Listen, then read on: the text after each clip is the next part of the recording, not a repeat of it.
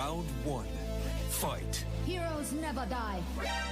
I'm Commander Shepard, and this is my favorite store on the Citadel. I used to be an adventurer like you. Then I took an arrow in the knee. Power, sex, power. They both come down to one thing. Hungry gamers.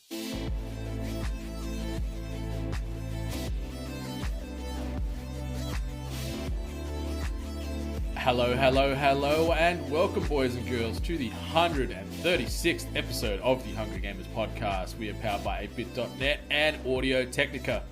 I'm your not so humble host, Brendan White. You can find me just about everywhere at Brendan8bit. And joining me today, the Cheese Supreme Doritos to my Kraft French Onion Dip. Miss Ali Hard can be found at Miss Ali Hard, and Salim Abraham, who can be found at Salim TD. What is going on, you crunchy snacks? What did you just say? I don't know. Doritos and French onion? It is the flavor sensation. You wait. Next time you go to the shops, get some Cheese Supreme Doritos. And if they still do the Kraft French Onion Dip, not the light version, the full strength, get that. If they don't, get the Zoosh French Onion Dip. Combine those two together and you're having a party. That's cheese on cheese. It's one of my favorite things to eat in the entire world. There's a level of thought you put on your snacks that I will never apply to it. Was it a I'll happy just look at the accident? bags of chips. I won't even think of dip. I'll just get the chips. I don't usually think dip, but like with this combination, like trust me, next time you're at the IGA, the Coles, the Woolies, whatever, Kraft or Zhuzh French Onion Dip and Cheese Supreme Doritos, take it home, crack them open, you're going to have a good time. I'm disgusted, honestly. They're so good. Maybe someone can confirm. Someone other than you, Brendan. I need a third party to come in, evaluate your decision, and decide whether or not you're certifiably a madman. This is like the 2019 steamed buns. Steam buns were good. I'll stand by steam buns. that got cleared, unfortunately, at the arse end of 2018, but I'm still not happy about By it. several people. I'll still have to try it, but I just don't want to be the pretentious dick to walk up and go, quarter pounder, please. Oh, yes, and please, steam my bun. Actually, I shouldn't say that to a person behind the counter. Steam my bun. Steam the bun. You sit there thinking like poor old Timmy behind the counter's like, oh, god damn it, another one of these corporate fat cats in here requesting a steamed bun. I'm sure they really don't give a shit. Didn't sound like I was talking about food, to be completely honest. Hence why I was like a bit pushed back. Maybe I won't order this. I'm going to get a lawsuit on me, or someone's going to call HR. I remember working at McDonald's behind the counter and taking orders from people, and they would modify their order in crazy ways. And in the back of my mind, I was like, dude, this is fucking McDonald's. Like, you're treating this like this is a 5-star dining experience. Just take the quarter pounder, take the gherkin off yourself.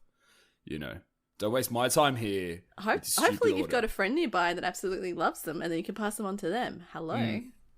I was always trying to pawn off my gherkins or pickles. Yeah. Can't stand those things. Just give me cucumber. There we go. See?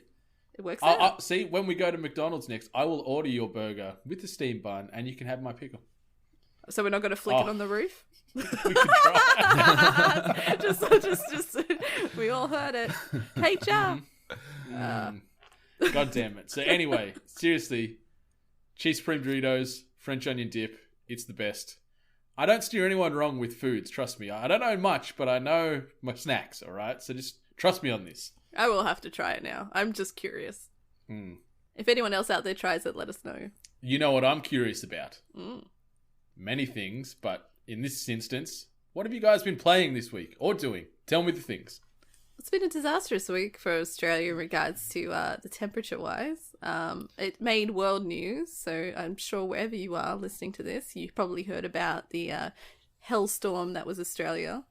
So it was actually quite difficult to kind of get yourself in the mood to just sit down and play some games. I am in a heat box, to be honest, so it's hard for me to sit down and play a game. So I've actually had minimal downtime. I don't know about you guys. I had almost not almost no free time, but just no gaming time. I have to say, It has been incredibly fucking hot. Like South Australia was 47.5 degrees, broke a new record. That was their hottest day in history or something, wasn't it? Yeah, 47.5 degrees in South Australia. Whoa. Which those poor guys, Melbourne businesses were being advised to reduce their power consumption to avoid blackouts. Like, shit's real. I guess to answer your question a little more accurately, Brendan, on the gaming doing side of things, I've been watching a lot of movies. So this week I had to watch Glass because I was on an episode of Forever Movie Boys where we talked about Glass. And I hated Glass. Spoiler alert. I absolutely hated it. It sucks. Yeah, I don't see how this is going to be a good movie, honestly. It's really bad. I loved Unbreakable and I really liked Split as well. And you kind of hope that, like, with all the time that's passed between Unbreakable and Split, and then I think it's been 3 years since Split, that this would be a good film. But no. It's just...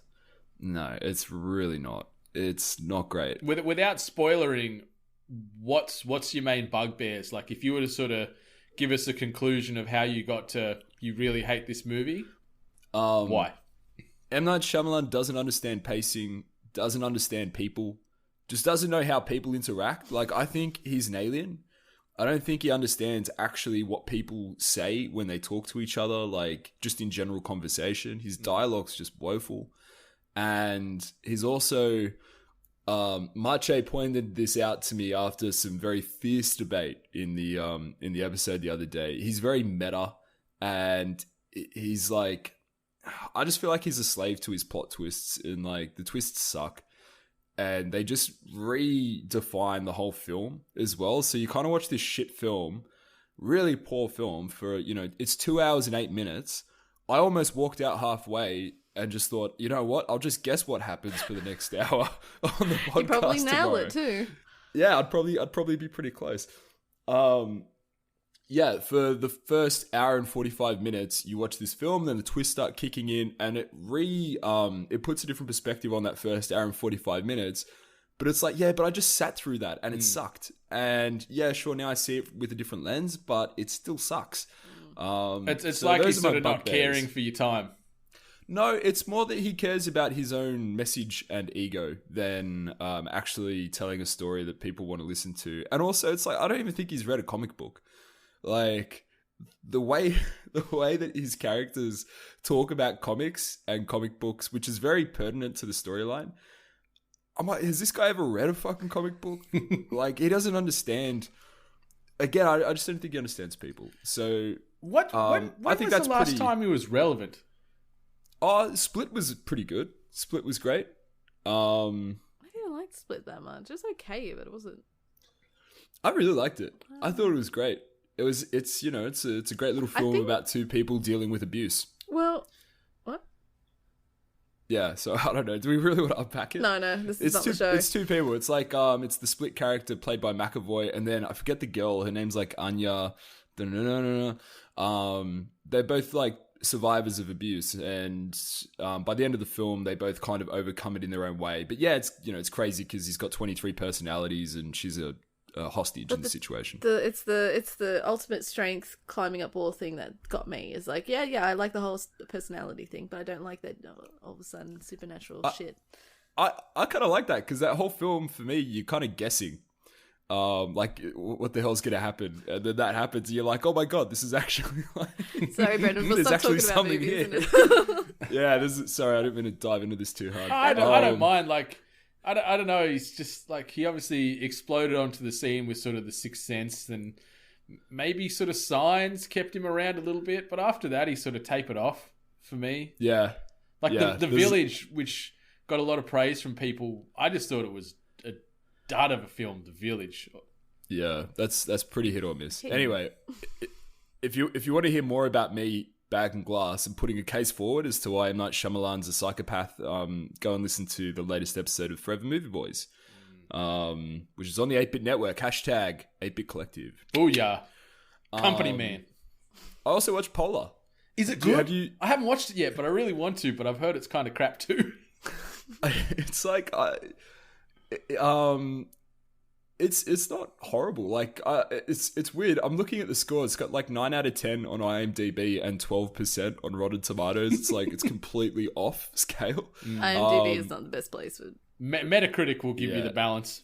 I think Rotten Tomatoes is probably closer to the truth. But I didn't hate it. It's very like Smoking Aces. Well, I'm gonna watch it now. Yeah, and it's got Mads Mikkelsen and I didn't realize, but Vanessa Hudgens was in there. I didn't know that she was going to be in there. And Catherine Winnick's in it too, isn't she? Lagertha from Vikings. Is she? I'm pretty sure she is. Now I'm trying to remember. So the thing about this film is there's a lot of crazy costumes and makeup and wigs and stuff. So possibly, it's not bad. It's funny in that it like ramps up the violence in the third act.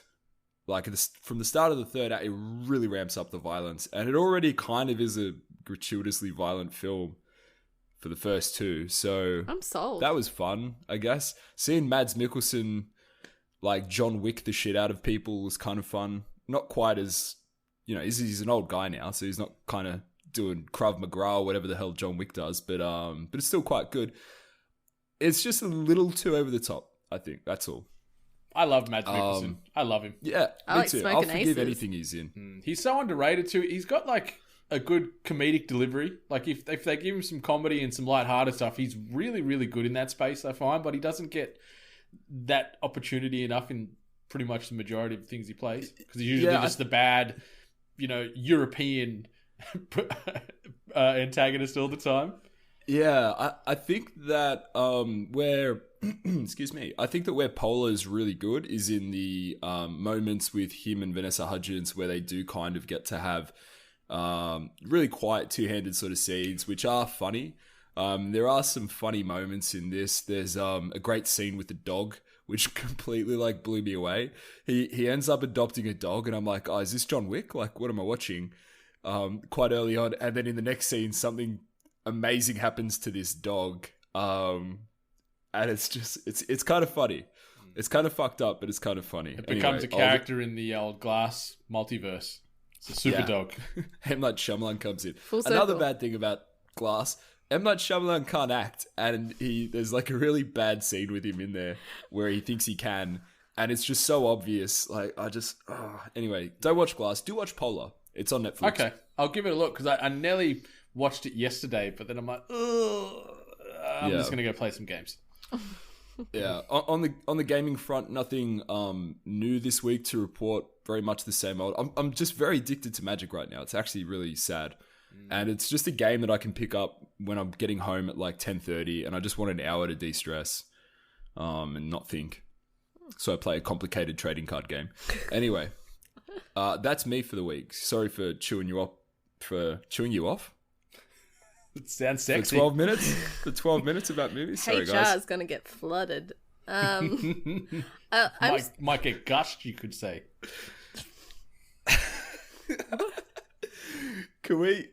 I think this is an appropriate time to point everyone towards the Today Show conversation about racism, or a conversation about races at the Australian Open. It's a very awkward conversation about the ethnicities of people. Go and check it out. Go Australia. Anyway. It's terrible. It's a terrible cringy. It's 20 seconds or whatever it is. It's not great. I love seeing live television stuff ups like that. Samantha Armitage has a bunch of them. Anyway. Speaking of stuff ups, I didn't get to play Anthem this weekend because of the debacle of the VIP demo. You are not the only one. No. I know a lot of people probably like, yeah, you had to persist with it, you had to keep going. But yeah, as I said, my ass was sweating in fucking 45-degree heat. I am not going to sit in front of my computer, keep on pressing reload to hope and pray and get into the game. So imagine how hot and sweaty you'd be in one of those javelin suits in that weather. It's just impractical to play Anthem right now with the climate. So it's absolutely ridiculous. I feel sorry for all the Australian streamers that, really went on the forefront and wanted to preview at like straight on time, like when they dropped the demo. Xbox people didn't get a hold of it most of the day. And PC and PlayStation people continually dropped out, weren't able to load into the games, like weren't able to pick up where they left off. It's riddled with issues. It also, so what I did do is, as any decent person does, is watch someone else try and deal with that pressure and that stress, and then watch their gameplay. And no risk or reward. I love it. No, my ass sat in front of an air conditioner and just watched someone else struggle. And the game looks beautiful. I give it that. It's a good looking game. It's hard to say exactly how much you'll like it when you're watching a lot of repeat gameplay. I'm not sold on it. I don't think yet I'm really sold on it. Like, everyone's saying it's a Destiny killer, or that a lot of people from Destiny will see themselves going over to that, but I don't see the connection. Very clunky as well, but that could also be due to a lot of rubber banding that people were experiencing when they were playing, on faulty servers. Yeah, those servers hit capacity pretty quick once that demo sort of opened up. They didn't really gate it off into sections like they do with, say, like Red Dead Online. For most recent example, they just went, hey, floodgates are open, everyone come on in. And then the servers just went, oh, fuck, what are we doing here? It was really perplexing for a VIP demo where I don't know how many people were promoting that they could give out codes on my Twitter feed and on Twitch streams and all this sort of stuff. Everyone was handing out codes to the demo friggin' Christmas. So there was some Oprah Winfrey action there. 100%. They were just everywhere. You turn around, you're getting hit in the face with Anthem codes. It was just inescapable the last couple of days. It's still running. At time of recording, it's still going for another 24, 36 hours, something like that. Yeah, I think it's, and then the open demo is going to start as well for everyone, which is, I'm sorry, that was essentially an open demo anyway. I think a lot of people were kind of ticked though, because a lot of people pre-ordered the game to get access to this demo, so I guess in a sense some people did put money down just so they could access this. So I put money down to access it, but I am yet to play it because I've been too busy playing other games. But I will play Anthem at some stage today and report back on next episode. Yeah, I'll see if I can get myself into a game. Just one. Uno game. Good old game. Apart from that, speaking of Destiny, just hopped on Destiny. It's actually been a hiatus. I just want to let everyone know before they start bitching about me always talking about Destiny. Haven't played it in a month. Last thing I did was baked cookies. And then I in Destiny? Yeah, baked cookies for the Christmas event. It was spectacular. I loved it. How festive. It was great. But then after that, I just didn't return for a solid probably month. Came back, played some PvP, got my ass handed to me by guns that I've never seen before, and then proceeded to turn it off and play City Skylines, which is your city builder game. And by golly, I don't understand why I love these games, but order, structure, making people's lives both perfect and hell at the same time, it's great. I like being God. Yeah, that's almost like your bio. You could read something like that on a resume, or if you ever wrote a book and it'd be a little blurb about you. Just that sort of statement you just said then, that sort of embodies you pretty well. Just the end bit as well where I said I like being God. Yeah. But that's all that I could actually mangle out of myself. I think I played a bit of Diablo on the Switch. P.S. Leveling up on Diablo is not bad, so I think you'll be fine, Brendan. Yes. Did I say DS? I meant the Switch. Some Nintendo device. I think you said Switch. I don't know what I said. But yeah, maybe Diablo. I'm not listening. I'm already level 18, 19. What did you say you wanted to do, Brendan? 30? 35, I think. Yeah, I think you'd be fine. That's only with a few hours of gameplay anyway. That's going to be less than 20 hours, right, Ali? I think so. I really don't think it'll be that bad. 35's going to be less than 20 hours. Yeah, to hit that Tekken rank though, Brendan, way more than 20 hours. I forgot about that one. But it's going to be fun. It's going to be really fun. Mm-hmm. We'll montage the shit out of it. Yeah. Kim and Rocky had a montage. Do you have Tekken, Brendan? Don't think so. I'll get it though. I'll get it. All right. What do I need to get it on? PlayStation? PlayStation. Yeah, okay. Definitely get it. Get it on PlayStation. Yeah. Okay. Cool. I can do that. What else? What have you been playing? I know you've been playing something. Yeah. RE2. Here we go. I won't even talk about any more Assassin's Creed Odyssey today, but that's just been my little my little escapist game. When I've got not much to do, I jump on, do some endgame content. Seriously, I harp on it nearly every week at the moment, but go pick that game up. It's cheap as chips at the moment, and it's so much to do. It's so pretty. But the other game that I have been playing the absolute buggeries out of is the Resident Evil 2 remake, which I can now talk about free of NDAs. There is a video review up on the youtube.com/weare8bit channel. If you want to check that out, runs in at just under 6 minutes or so, gives you my impressions and feelings on that, all spoiler free, so you can watch and listen along to that one without fear of story getting spoiled for you. But boy howdy, is this game perfection. It's incredible. At least for me, at least for my personal feelings. Resident Evil fanboy here. Resident Evil 2, one of the best games I've ever played. The original back in 1998, so on and so forth.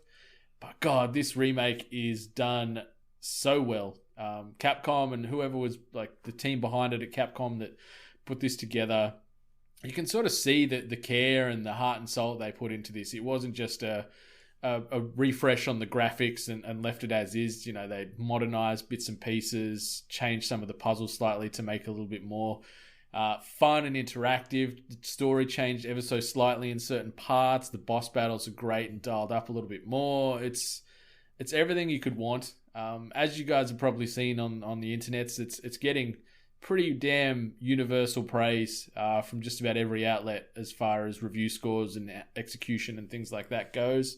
I am nearly finished my third playthrough of this game. And that's so I can unlock the sort of end game stuff where there's sort of you can play as Hunk and Tofu in some other sort of survival modes. So after you finish the respective games for Leon and Claire, you can do a second playthrough, as they say, and there's some slight changes to some of the story and some of the outcomes in the game. So there is a little bit of incentive to replay through, and you can finish at certain time spans and get new weapons. But oh my God, it's so fun. It's so fun. Yeah, I love it. Dream, are you still thinking about maybe picking it up? Yeah. I don't know. People like it.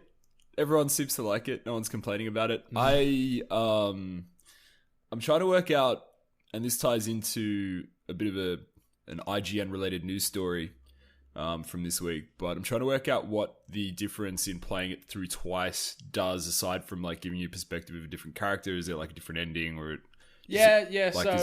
So the way it's written, obviously you can play as Leon or Claire, and they've got their own sort of capsulated stories. Hold on, Claire.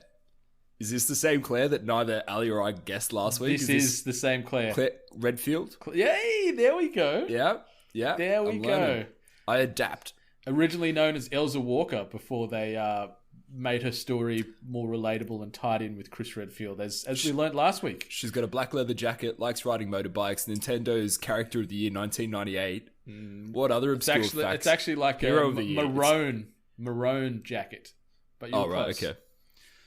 Close. Anyway, learning. But yeah, so you've got the two experiences. Claire, you sort of weave your story in with Sherry Birkin, a young girl that you've got to try and save from the nightmares of Raccoon City and all that kind of hullabaloo. And then on the other side, Leon, his story weaves in with Ada Wong, who's like an investigator with a little bit of another story attached to it, and she's obviously an adult. So you sort of take some time and do little mini playthroughs with them in certain areas as well, where Sherry, you're trying to get her to avoid some bad stuff, and Ada's doing some investigations. So you sort of get a second to jump out of the main characters and into these sort of ancillary characters for a little bit.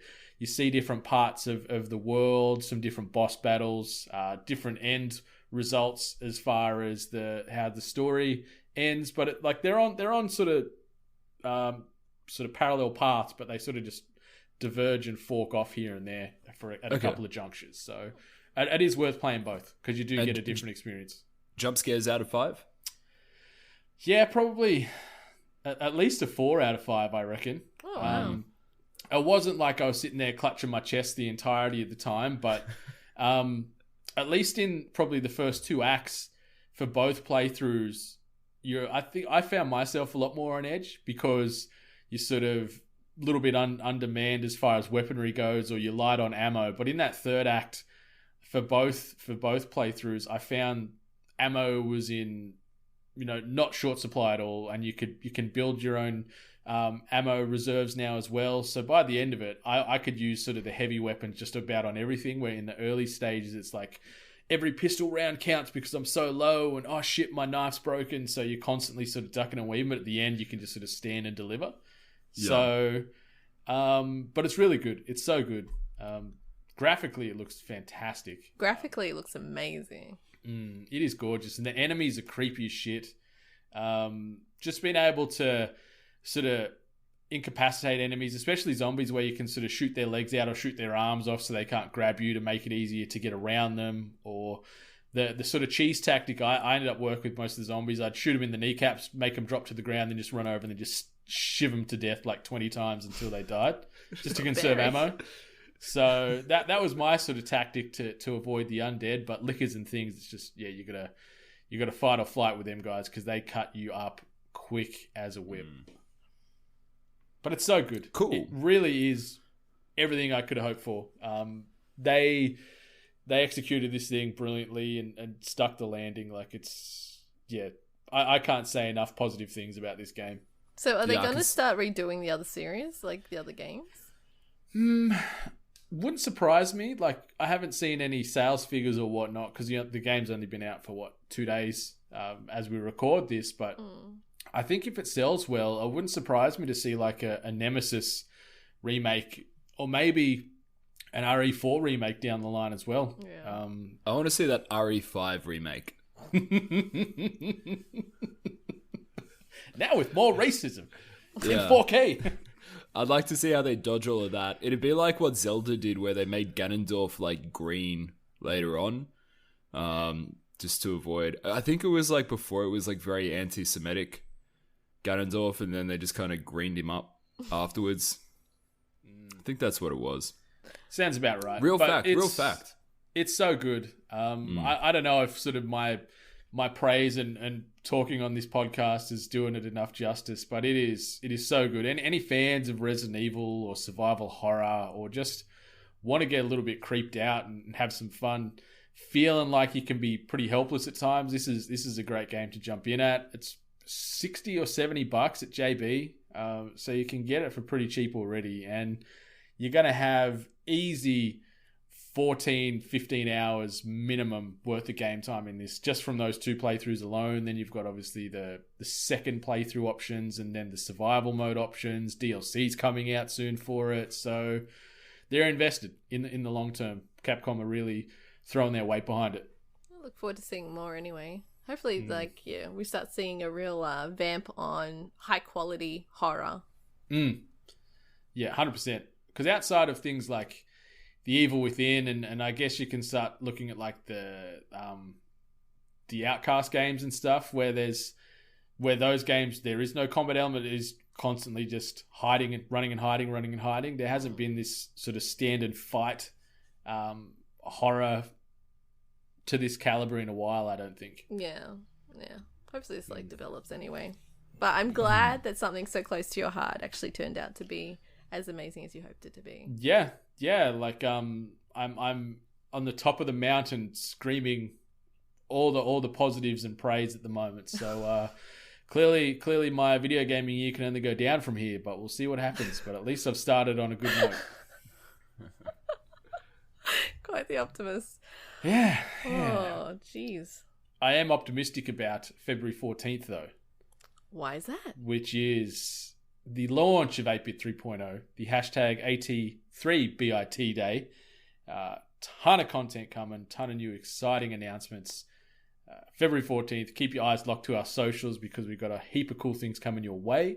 But something you also need to do around that February 14th day is head on over to the Australian Podcast Awards and vote for us in the popular category. Voting does close on February 14th. So head on over to 8bit.net/Ozpod, which is AUSPOD, and follow the link through. Take you about probably 30 seconds, 60 seconds to sign up. Chuck us a vote in the popular category because it would mean a lot for us. while you're there, meaning a lot for us, rate, review, subscribe us on all those podcast hosting platforms. Ideally, iTunes or Apple Podcasts, if you don't mind, because those reviews keep those emotional lights on in our hearts. And while you're there, rate, review, subscribe all the other great podcasts that you listen to, especially those ones in the hashtag 8bit Collective. And a quick update. Fallout 76 Canvas Bag Watch. Yeah, what's going on? I'm looking around the room. There's still no sign of it. I want to confirm that he actually physically looked around his room. I'm committed to the beer, all right? It's an audio medium, Brendan. I need like a creaky neck. What sound does looking make? I don't know if there's universal sound. It's like a xylophone, like a high note on a xylophone, like you just kind of, I don't know. It works in cartoons. Like the surprise look gopher sort of audio cue, so I can sort of just turn real aggressively. All right, let's get into some news, shall we? This week's news headlines. So the first bit of news, pretty big time. Metroid Prime 4 development has been rebooted from scratch. This comes via way of Tom Phillips at Eurogamer. Nintendo's highly anticipated Metroid Prime 4 has been rebooted. The project, announced via a logo back during Nintendo's E3 presentation in June 2017, will now be restarted from scratch, significantly delaying its release. Nintendo has switched development teams, with the original Metroid Prime Trilogy developer Retro Studios pulled in to take charge, led by the trilogy's producer Kensuke Tanabe. A statement made by Nintendo exec Shinya Takahashi today said the company has taken the rare decision to restart the game as it had not reached the standard we seek in a sequel to the Metroid Prime series. The current development status is very challenged, and we had to make a difficult decision as a development team. So, it's interesting for two things, I think. The biggest thing that comes to mind for me is Nintendo being so open about this type of thing. They're typically a very closed shop outfit. They don't like, I guess, being open with vulnerabilities or potential mistakes, but here they are on the front foot, putting their hand up saying, hey, we're pressing the reset button here because we've been making some shit. So it's I think that's the most impressive thing to come out of this. What do you guys reckon? I mean, yeah, like giving like full visibility, like although they would have had to have answered to it anyway, especially if the game didn't come out. But I do appreciate that they kind of just went there on the front foot and already just said, look, hey, we're not happy with the content. We want to give you good content. That means we've got to start from the beginning. Yeah. I don't know. I'll be really honest. I don't know too much more about this. But what it makes me think about is it makes me think about the conversation around crunch versus delivery. And I wonder if this is like the best outcome possible. Like when you consider that sort of battle of do we just work our people to the bone or we to push the release date? And it sounds like they're kind of getting ahead of it early because there's no release date prior to this and maybe people were expecting one. It does sound like they're making decisions for the right reasons. And I think it's a respectable decision. I don't know if it goes further beyond to the point where it's just like, I don't know, problems with the team or who knows why they've pulled this team out and brought the original guys back. But I think this is good. I'm not a big Metroid guy anyway. This isn't on my radar. I don't know about you guys. Is this something that you guys are hanging out for? Like, just cannot wait to play? Or? Not really. I'm sort of similar to you. Like, it'll come out and I'll play it, but I'm not sort of sitting here pining for it, thinking about how Nintendo now have let me down that the game that was going to come out in 2019 might not be out till potentially 2021, something like that now. There is a strong fan base for Metroid, like a strong one out there. But imagine being that development team that's just pretty much, they've just pulled the reins in, bringing back Retro Studios, and just being like, yeah, you guys kind of, you're not, you're not making you shat the bed a little bit there. So Retro's coming in to wipe your ass and start this thing over again. Exactly. That's exactly how he would have said it, yeah. Mm-hmm. Exactly. I don't know why old Takahashi is now sort of got an American sort of bogan Aussie accent tied in there, but I'm sure this is going to appease the fans. I think it's going to keep them happy.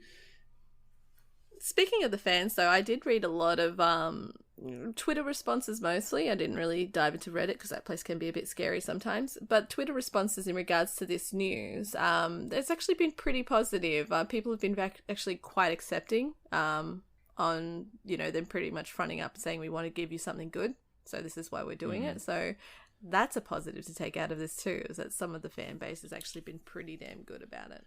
Yeah, I just wonder as well, though, that if you've been running since, E3 2017 and possibly... did Dev start from then, or did it start in 2018? Do we know? I'm assuming it would have started before there or around there. So it's been, at least a year and a half, but typically it's probably been a year before that, before they wanted to even confirm that it was going to amount to something.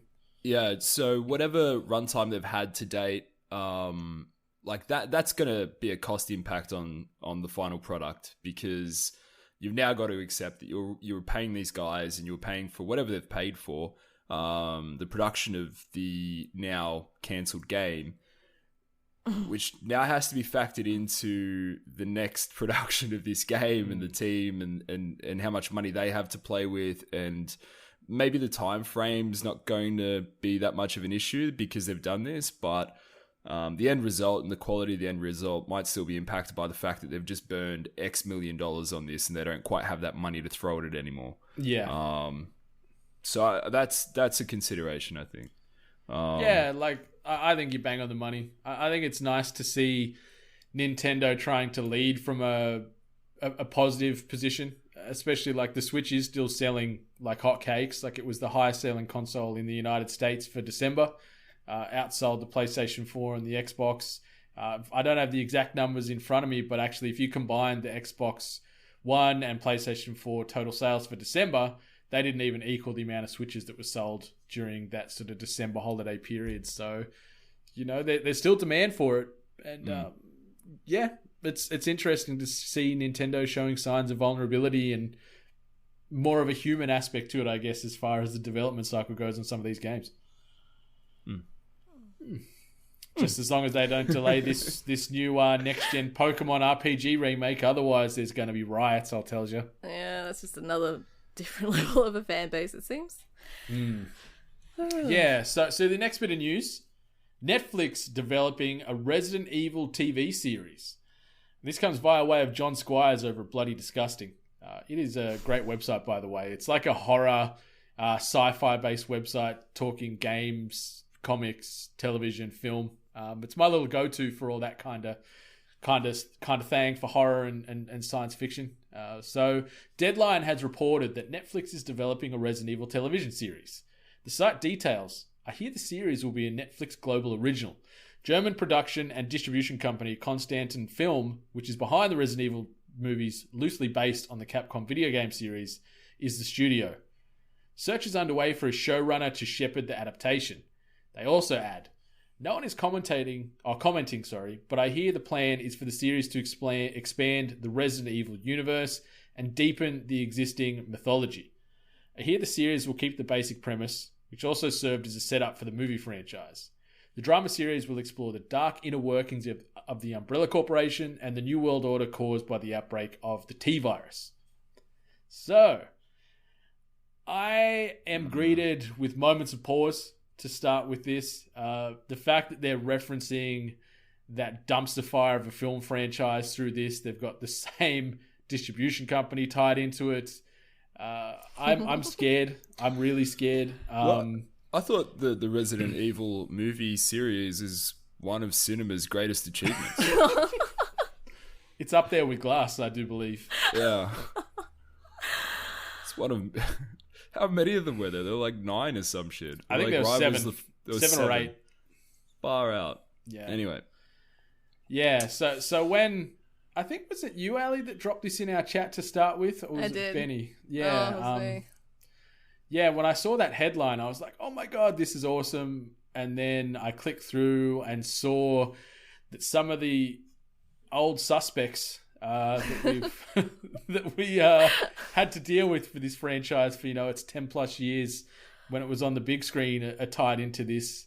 made me get a little bit scared. Do you hate? I've got no horse in the race here, but the thing that I pick out of this is, and the thing I hate about TV series adaptations is when they try and they don't give you the main characters you love. They give you the side characters and build their shitty stories out. It's like the Agents of S.H.I.E.L.D. kind of thing of But that is a great show. I love people like that show, yeah. It might be a great show. I've never watched it, but just the premise bores me. It's we won't give you all of the best parts of this. We'll give you this one little part that doesn't matter to us anymore, and we'll build around it. And yeah, we'll throw in characters that have powers because you guys like powers. But ultimately, you just want to get back to the Avengers. You don't want to deal with fucking Agents of S.H.I.E.L.D. Yeah, we won't give you Iron Man. We're going to give you Iron Man's front security officer. We'll reference Iron Man. We'll reference Iron Man through a glove of his that is in a case somewhere in the back of it. I don't know, a laboratory. But we won't give you him. Yeah, I hate that stuff. It just bores me. And the Daredevil, all the Marvel, is it the Defenders? Is that what you'd call them? That is the Defenders. Every single one of those series is guilty of that shit. And that's the most boring parts of it to me. I don't know, And those are Netflix productions. That's true, actually. I was going to say, it's Netflix, so I have a bit of faith in it, but now you just completely, Sorry. that. I don't know, as long as they stick down, a horror, keep the horror element, because they have to. It's not like you're going to make it some, office corporation drama. But you've got to, as long as it sticks to a horror element, I don't mind them going behind the scenes, creating a diverted timeline or storyline. Just make sure you have the elements in there that make it Resident Evil, and make sure it's fucking scary and gory. I'd love, and it ties into a lot of stuff I've seen on the internet about it already. They're like, oh, is this Netflix's answer to The Walking Dead? And it's that's a bit cringy, but I wouldn't mind seeing them bring in Frank Darabont to sort of helm this, who obviously was one of the lead writers and the person that really helped shape The Walking Dead. And those early seasons were great. And then he left and it sort of tapered off into shit. But yeah, but I don't know. If it's going to be almost like a television version of those movies, no thank you. But because they can translate good to the screen. All the animated movies, like Resident Evil Degeneration, I think was the last one. Those movies are really, really good. And they tie in those lead characters, your Leons, your Chris's, your Claires and things like that. It isn't just ancillary people. Claire Redfield. I love that. And I appreciate your persistence. But yeah, I don't know. I'm waiting with bated breath to see how this potentially translates. Just stick to the source material, as you said, Ali. Make it scary, make it gory, make it sort of tense and atmospheric instead of trying to tow this action shooter with zombies attached to it. Can I ask? And this has got nothing to do with anything you just said. Have you seen the new Spider-Man trailer? With Mysterio in it. Yeah, Mysterio. Sorry. How does that work? Because he's dead right now. Did they just say we can't wait till Avengers Endgame comes out? We need to promote this now. I think so. They just reveal that he's. They just don't care. Hey, they're sort of jumping the shark. Jumping the gun a bit. They just don't care, do they? No, they're like, we're going to make money either way. You know, not all these people are dying. Thanos did literally take on half the universe. Yeah. Okay. All right. I thought I'd just clarify that one. I wasn't sure if this was a meta thing that I didn't understand about Marvel. We all know Captain Marvel's going to roll in and Avengers Endgame and save the day and reverse the finger snap. Yeah. Fuck. All right. Anywho, this next bit of news. This might be the biggest gaming news of 2019 right here.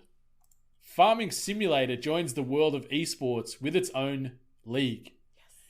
And this comes via way of IGN News.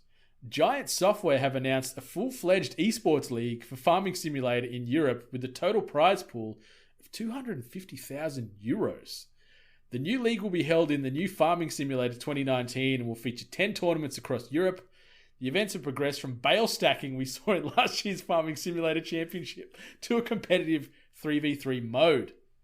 So, Farming Simulator, the game that stops a nation. The game where you don't have to pray for rain because the crops are always plentiful. Now getting into the esports realm with €250,000 on the table. What do you reckon? 3v3, we could start up our own little team right now. Three of us jump in. Me the fuck up. I am all for this. Let's go. I'm going to get my overalls out or some Daisy Dukes. Actually, I'll leave the Daisy Dukes to Sam. And yeah, let's do this.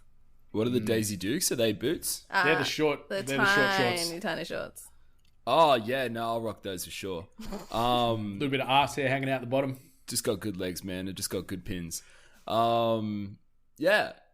This makes me think of Reese more than anything. This makes me think, like, this is a game Reese would potentially be professional at. Like, this is something he could go elite at.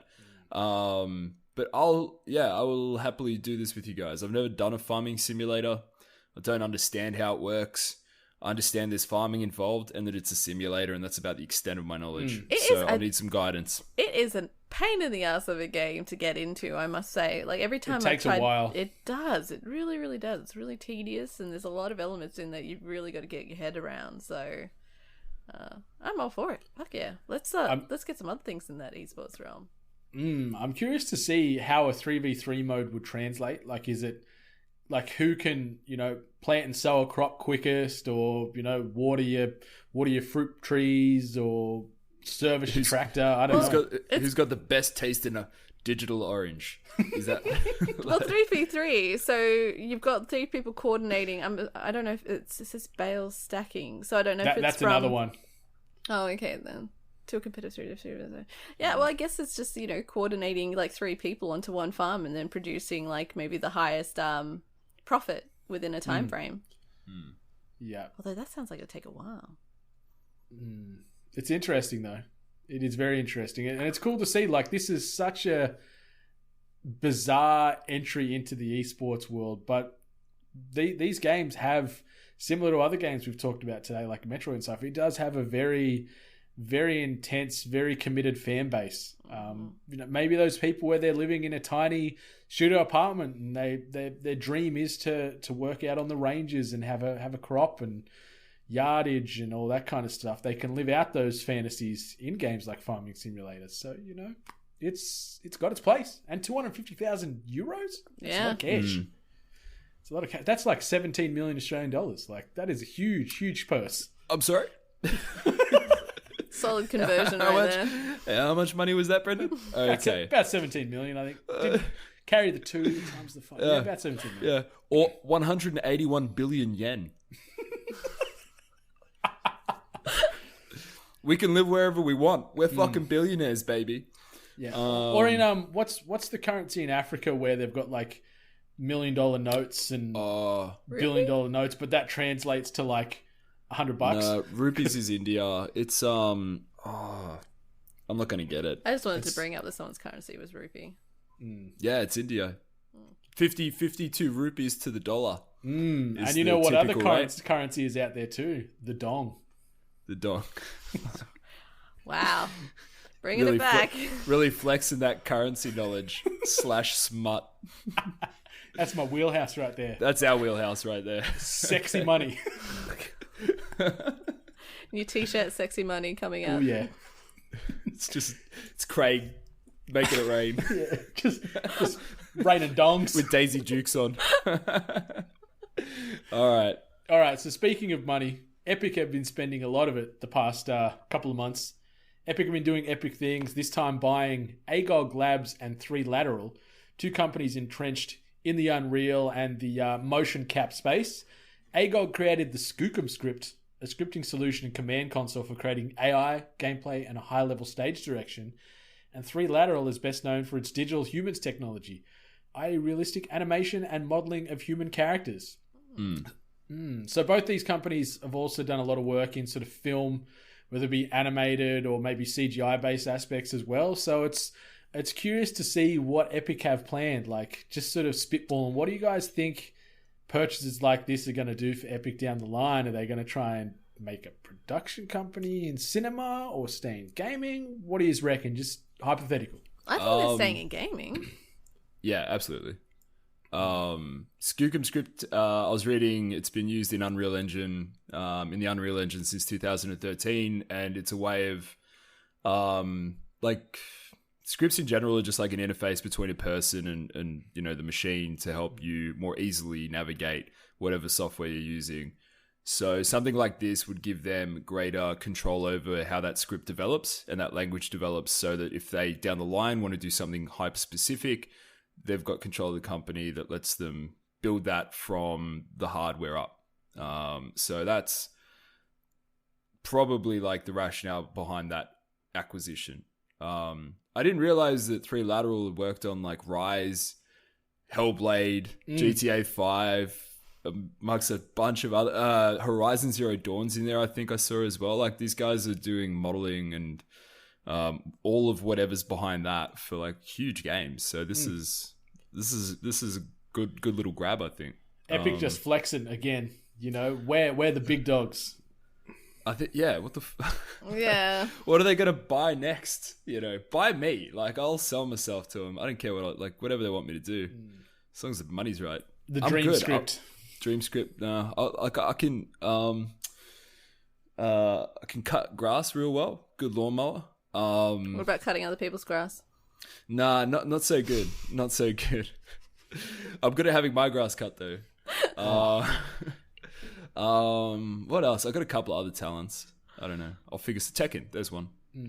You were into lock picking for a little while there. I can pick a good lock. Yeah, so long as it's a lock from like pre-1891, I can probably pick it. Turns out lock technology is not terribly sophisticated, and it's pretty easy to stop a lock picker. I won't bore you with the details, but yeah, what else? I don't know, that's it. Buy me, Epic, please. Please. So does this mean that Epic's just going to be starting to like unleash some like high quality games, or do you reckon that they're just going to make a realistic Fortnite? Yeah, the dance animations will never look any more real. They'll think it is just those famous rappers and B-grade actors that created these dances in the game. Yeah, it's full points though. If they get that realistic engine, like Booty already looks good in Fortnite, it's gonna look great with this realistic engine. So I'm thinking we're gonna see some kind of AAA RPG based experience. That's where I'm thinking. This is what you think? That's pie in the sky stuff, but that's what I'm thinking. They're gearing up for a big, massive full release instead of solely relying on the free to play Fortnite. They're going to try and flex into something with a little bit more substance. It's actually a really good question. Is what do they do in the next 5 years? You know. Like where does Epic go? Do they just build up the shop front and they focus on that and then just take as much of that market from Steam as they can, or do they just keep going with Fortnite? Of course they'll keep going with Fortnite. That thing will just run. That'll run longer than WoW, I reckon. Fortnite. Maybe not actually. They'll release a game called Month and they'll spell it MUNTH. That's gross. Month. I got it. You got your dad jokes over here. Anyway, it's all speculation. Speculative. It's all speculative. Anyway. Yeah, and so the last little bit of news is just a quick hit. Sebastian Stepien, who was the head writer for Cyberpunk 2017. I'll start this completely again. Sebastian Stepien, who was the head writer for Cyberpunk 2077 and one of 3 creative directors of The Witcher 3 at CD Projekt Red, has joined Blizzard Entertainment. As reported by PC Gamer, Stepien's LinkedIn profile confirms that he is now a creative director at Blizzard after working at CD Projekt Red since 2006. So, maybe a bit of positive news for Blizzard. Maybe they're going to start making good games again. Who knows? Ouch. Poor bloody CD Projekt Red, or like who was the head writer for Cyberpunk? That game's not finished. Like, hello? I'd say it's pretty close to finished. They said they've got a pretty workable build at the moment, and they're just sort of polishing and fine tuning. I can't wait for that game. My goodness, I can't wait for that game. Yeah, I hope it turns out to be the game that we want, since we've waited so long for it. But I've got this thing in the back of my neck that's like telling me just like don't get too excited, don't get too hyped on for that one. But I mean, joining onto Blizzard for him, from his perspective is massive. And if they give him like full reign, then we could see some pretty cool content coming out of Blizzard if they let him. Yeah, we'll see. We'll see. Maybe some of those games that we've been a little bit harsh on the last few months of Blizzard will start to have a little bit more substance to them now that Sebastian Stepien has joined the fold. What games have we been harsh on for Blizzard? Wait, what? I think we trashed Hearthstone a bit lately. I think the whole world's been trashing WoW for like the last 9 months since the launch of their last expansion. That's not there's a lot of fans. Sorry. There's a lot of hatred out there for it right now. There's a lot. It's weird at Blizzard at the moment. At Activision Blizzard, it's weird.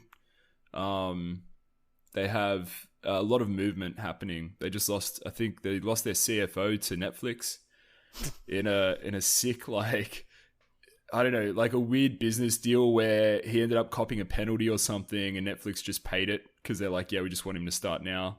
Wow. Yeah, so I don't know. It's funny. I don't know enough about it to talk knowledgeably about it, but I know there's a lot happening in that like company structure, and it's just a shit show, basically. Everything. If you just like YouTube Blizzard, you'll just see like video after video of angry fans just shitting on WoW. It's great. It's actually fantastic. I don't like that I like watching that stuff, you know? Like, it's kind of addictive watching outrage. It's outrage porn. It's just people who are outraged by completely arbitrary, you know, not important things like the mount sales or something, you know? Anyway. But every time you watch one, though, you're encouraging it, so then another person makes one. You're part of the problem, Sam. Yeah, Sam. Anywho, so that sort of brings us to the end of episode 136 of the Hungry Gamers podcast. Is there anything you guys wanted to say or add before we close this bad boy down for another week? I really hope Anthem works. Me too. Yeah. Hopefully we'll actually have some hot takes on actually playing Anthem, but we'll have my fucking fingers crossed. If not, I'm gonna just say it up front. I'm probably gonna skip Anthem and just stick to the Division. Oh, spicy takes. Gonna have to get on that that Epic storefront to do it. Mm-hmm. Play some Fortnite with the kids. I'll quickly say again, I was on Forever Movie Boys this week. It's just me and Mache. Toby calls in sick because he's weak, so I had to like step up and helm the co-hosting duties of that show, and I think I did a not so bad job. But it was a great chat. We thought we would struggle to get to like an hour, and it ended up being an hour and 30 minutes or something. We just really went hard on Shyamalan. So if you see the movie and you want to hear our thoughts, go and check out Forever Movie Boys. I've got to ask, if you guys are actually going hard on Shyamalan, do you actually look at some of his back catalogue? Like, so Mache did at least watch Unbreakable and Split beforehand. I didn't get the opportunity, but I did do a little bit of reading about them just to like refresh my memory. Mache's funny. Mache's got an encyclopedic knowledge of film. It's ridiculous. So for him, even though it's been maybe 12 years since he's seen The Sixth Sense, he could probably like write the scene, every scene, like scene for scene. He's just there. Me, I just vibe off of that. And whenever something like hits me that I remember, I'll be like, yeah, that fucking thing. I'm just curious if you guys ever delved into his movie. Is it called The Devil or Devil? Is that the elevator one? It's in an elevator. Yeah. It was okay. I've seen it. Is that his film? Is it? Yeah. I'm pretty sure it is his film. It was okay. I'm not sure if he directed it though. That's the only thing. Yeah, he might have produced it or something. I know he had involvement in it. I know his name was on it somewhere. Yeah. But I didn't mind it, to be honest. But... Little fun fact: he wrote the script for Stuart Little. What? What was the twist in that? Early on. Mouse. Well, it's not that there's a twist. It was just an early gig for him.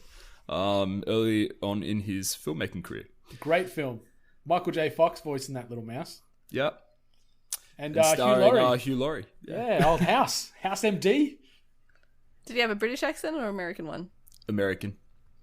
It was an American thing. Well, you know. And Stuart Little was a mouse. Did Martin Lane play the cat? Now you're testing my knowledge there. We'll let you mull that one over until next week. But yes, this has been the Hungry Gamers podcast. Thanks to everyone for listening. As mentioned in the opening, please rate, review, subscribe on the iTunes or your podcast hosting platform of choice. Be sure to check out all the other talented content creators at 8bit.net or by the hashtag 8bitcollective. But playing us out this week, we have the Geeks and Creeps podcast, helmed by a gentleman named Reese Bernard.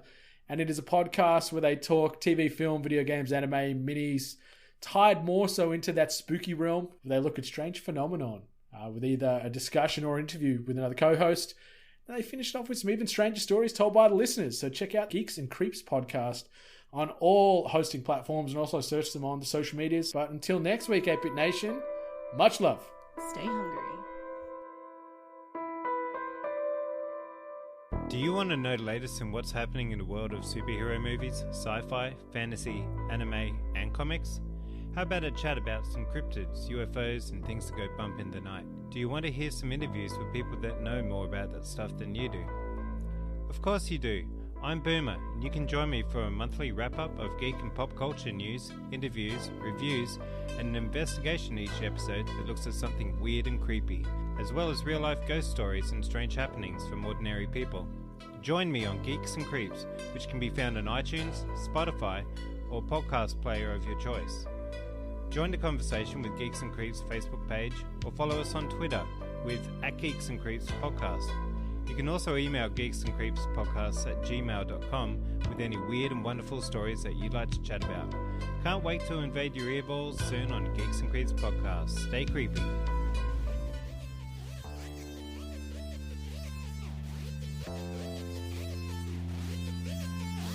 You've been listening to The Hungry Gamers, one of many gaming and geek culture related podcasts from the 8-Bit Collective over on 8bit.net. Check out more episodes on your podcast service of choice. And while you're there, please be sure to rate and subscribe. Until next time, boys and girls, stay hungry.